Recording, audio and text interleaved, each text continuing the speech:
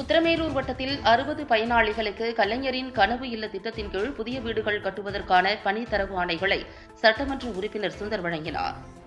காஞ்சிபுரம் மாவட்டம் உத்திரமேரூர் வட்டத்தில் கலைஞரின் கனவு இல்ல திட்டத்தின் கீழ் 2024-2025 நிதியாண்டில் கட்டப்படும் வீடுகளின் பரப்பளவு சமையலறை உட்பட 360 சதுர அடி ஆகும். பயனாளிகளின் நிதி சுமையை குறைக்கும் பொருட்டு இத்திட்டத்தின் கீழ் சிமெண்ட் மற்றும் இரும்பு கம்பிகள் குறைந்த விலையில் கொள்முதல் செய்யப்பட்டு துறை மூலம் வழங்கப்படுகிறது.